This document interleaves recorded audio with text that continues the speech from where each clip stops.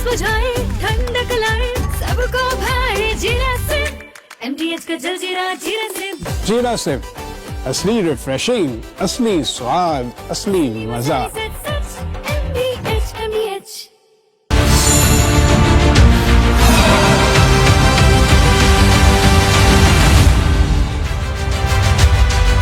नमस्कार दर्शकों, मेरा नाम है मानव यादव और आप मेरे साथ देखना शुरू कर चुके हैं राष्ट्र सर्वोपरि। क्योंकि दर्शकों, राष्ट्र से बढ़कर कुछ भी नहीं होता, लेकिन ये बात ममता बनर्जी को समझ में नहीं आ रही। दर्शकों, बहुत सीधी सीधी बात है कि जब आपको लोकतंत्र में जनता नकार दे तो आपको पूरे सम्मान के साथ अपनी कुर्सी छोड़ देनी चाहिए, लेकिन ममता बनर्जी है कि पूरे तरीके से अपने अहंकार में डूबी हुई हैं और अब कह रही हैं कि मैं इस्तीफा नहीं दूंगी। लेकिन दर्शकों, यही होता है राजनीति में जब नेताओं के सिर पर अहंकार सवार हो जाता है। ममता बनर्जी जिस तरीके से कुर्सी से चिपक गई हैं, लगता है कि लोहे से चुंबक ऐसे नहीं चिपकता और इसीलिए आपको कुर्सी तो ममता जी छोड़नी पड़ेगी, क्योंकि लोकतंत्र में जनता ने आपको नकार दिया है। कैसे ममता बनर्जी का अहंकार इस समय सर्वोपरि है, आपको दिखाते हैं इस खास रिपोर्ट में।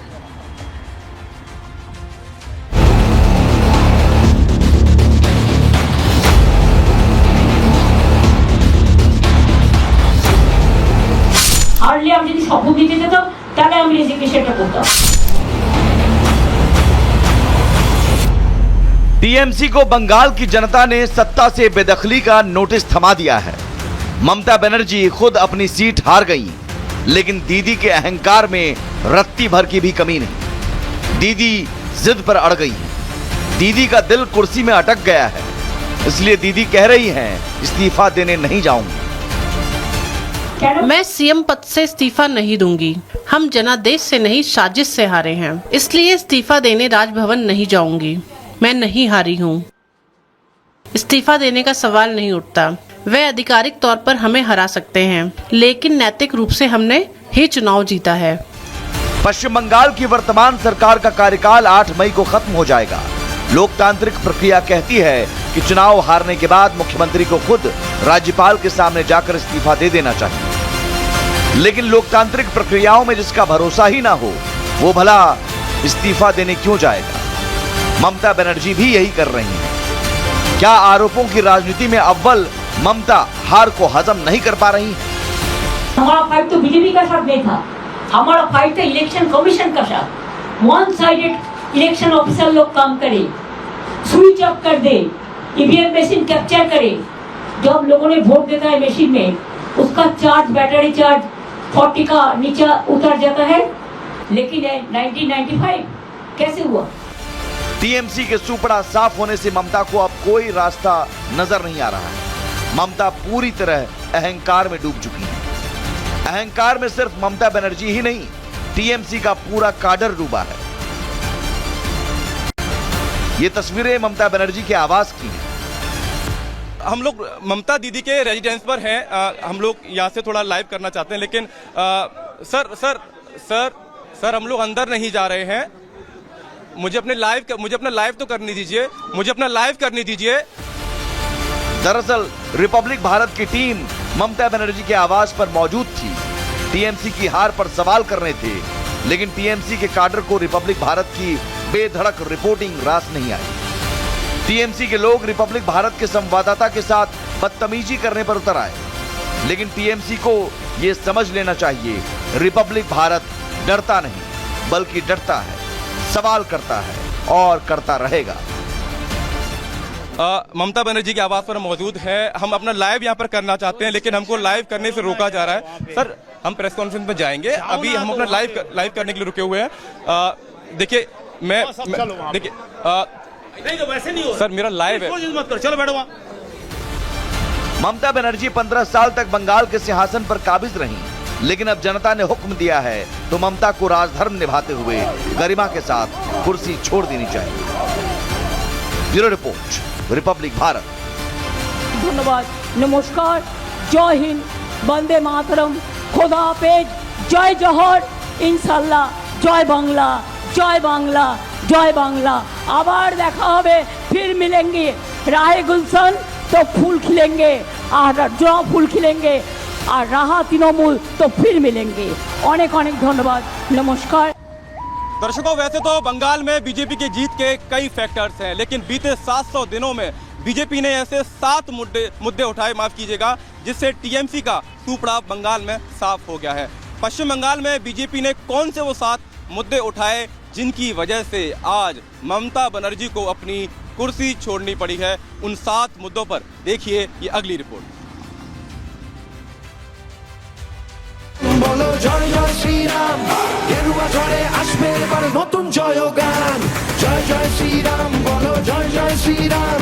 जब भाजपा जीती है तो बदला नहीं, बदलाव की बात होनी चाहिए। এবার বাংলার সম্মান। জয় জয় শ্রীরাম, বলো জয় জয় শ্রীরাম। जिस तरीके से टीएमसी किया 2021 में पोस्टपोल वायलेंस, इस तरीके से गुंडागर्दी बीजेपी का एजेंडा भी नहीं है। গেরুয়া রঙে উঠবে জয়গান। 4 जून 2024 की तारीख थी। देश में लोकसभा चुनाव के नतीजों पर सबकी नजर टिकी थी। बीजेपी ने 400 पार का नारा दिया था। उम्मीद पश्चिम बंगाल की 42 लोकसभा सीटों को जीतने की भी थी, लेकिन 2019 के लोकसभा चुनाव में बीजेपी को जो 18 सीटें बंगाल में मिली थी, 2024 में वो घटकर महज 12 रह गई। ये बीजेपी के लिए बहुत बड़ा झटका था, क्योंकि जिस बंगाल को जीतने का सपना बीजेपी ने लंबे समय से देख रखा था, लोकसभा चुनाव के नतीजों ने उस पर पानी फेर दिया। लेकिन पार्टी नेतृत्व ने हार नहीं मानी, लोकसभा के नतीजों से सबक लिया और 4 जून 2024 से 4 मई 2026 के बीच 700 दिनों में पार्टी की रणनीति ने बंगाल में टीएमसी का सुपड़ा साफ कर दिया। बंगाल में बीजेपी ने 2021 विधानसभा चुनाव के मुकाबले 129 सीटों की बढ़त के साथ 207 सीटों पर कमल खिला दिया। 2024 के सेट बैंक के बाद बीजेपी ने 2026 में जो कमबैक किया, उसका कारण क्या है?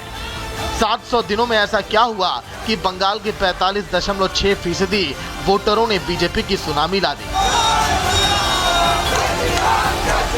जय जय श्री राम, जय जय श्री राम, जय जय श्री राम, जय जय श्री राम। दरअसल 700 दिनों में बीजेपी ने बंगाल के 7 मुद्दों पर काम किया। सबसे पहले बीजेपी ने टीएमसी की कमियों को उजागर करना शुरू कर दिया। बीजेपी ने टीएमसी के भ्रष्टाचार और सिंडिकेट राज पर कड़ा प्रहार किया। शिक्षक भर्ती घोटाला हो या राशन घोटाला, बीजेपी ने टीएमसी के खिलाफ जबरदस्त माहौल बनाया।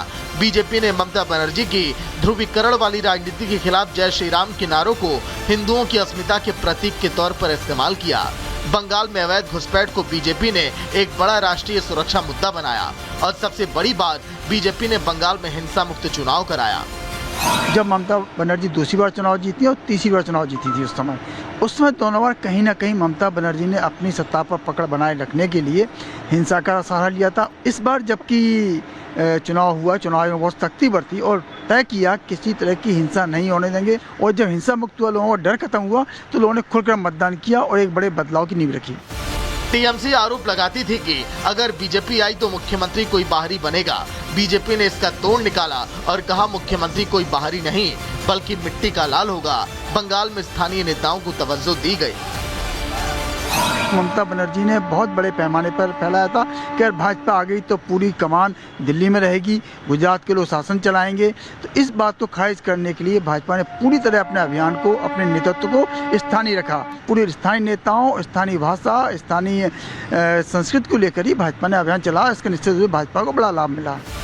ममता के खिलाफ बनाए गए माहौल का असर जमीन पर दिखने लगा था। वोटरों को बीजेपी की बात समझ आने लगी थी। अब समय था वो बात करने का जिससे बंगाल का भविष्य तय होने वाला था। सबसे पहले बीजेपी ने महिला वोटरों पर फोकस करना शुरू किया। बीजेपी ने टीएमसी की लक्ष्मी भंडार योजना के जवाब में महिलाओं को 3000 रुपए हर महीने देने का वादा किया। महिलाओं को राज्य सरकार की नौकरी में 33% आरक्षण होया। फिर 45 दिनों के अंदर 7वां वेतन आयोग लागू करने का वादा हो। बीजेपी का हर वादा काम कर गया।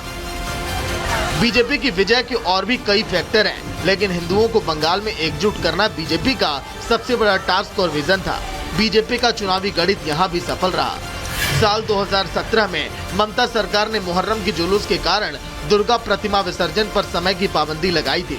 बीजेपी ने इसे लपक लिया और ममता की छवि को हिंदू विरोधी बता दिया। ममता सरकार ने इमामों को मासिक भत्ता देने का फैसला किया तो बीजेपी ने इसे भेदभावपूर्ण बताया। नतीजा हिंदू ममता से नाराज हो गया।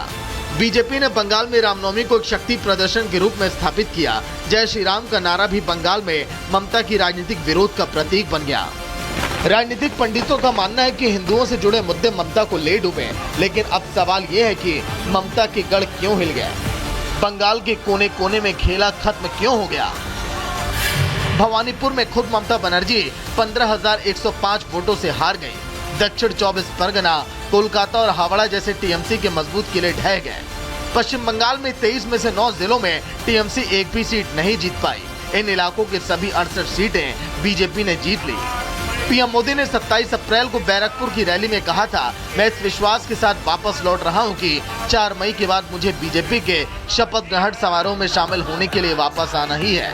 बंगाल में 9 मई को नई सरकार का शपथ ग्रहण है। वो आपने देख लिया है जिस तरीके से बीजेपी को मैंडेट मिला है, लेकिन आपको ये भी बहुत समझना होगा कि पश्चिम बंगाल, वो पश्चिम बंगाल जहाँ पर हिंसा का इतिहास रहा है, वो पश्चिम बंगाल जहाँ पर वोटों के लिए महिलाओं की अस्मिता की धज्जियां उड़ा दी जाती हैं। यहाँ चुनाव जीतना बिल्कुल भी आसान नहीं है, लेकिन बीजेपी ने महिलाओं की सुरक्षा को बड़ा मुद्दा बनाया और 3 महिलाओं को मैदान में उतारा और उन महिलाओं ने पूरी तरीके से टीएमसी को मिट्टी में मिला दिया। कौन है वो 3 महिलाएं जिन्होंने टीएमसी का सुपरस्टार पश्चिम बंगाल में कर दिया है? आइए आपको मिलाते हैं।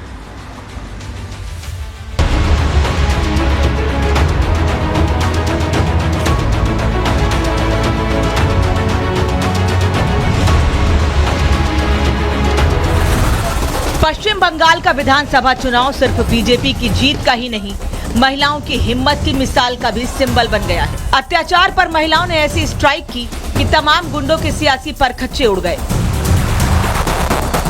रत्ना देवनाथ, रेखा पात्रा और कलिता माझी के आंसुओं ने टीएमसी को मिट्टी में मिला दिया। संदेश खाली की हिम्मती महिला रेखा पात्रा, आरजीकर मेडिकल कॉलेज की मृतका की मां रत्ना देवनाथ और घरों में झाड़ू पोछा करने वाली कलिता माझी की जीत ने साबित कर दिया कि लोकतंत्र को रक्तपात की राजनीति से बचाया जा सकता है। बशर्ते अत्याचार के खिलाफ मैदान में उतरना होगा, अत्याचारियों के खिलाफ खड़ा होना होगा। रत्ना देवनाथ, रेखा पात्रा और कलिता माझी ने अपने साथ हुए अत्याचार और संघर्ष को हथियार बनाकर ममता बनर्जी के 15 साल के अभेद्य किले को ध्वस्त कर दिया। सिस्टम से लड़ने के लिए अब तीनों महिलाएं सिस्टम का हिस्सा बन गई हैं। बीजेपी ने महिला सुरक्षा को चुनाव में मुद्दा बनाया था। यही कारण है टीएमसी की पराजय की पटकथा तभी लिख दी गई थी जब रेखा पात्रा, रत्ना देवनाथ और कलिता माझी ने अपनी अस्मत और अपनों के रक्त का हिसाब मांगने का संकल्प लिया था।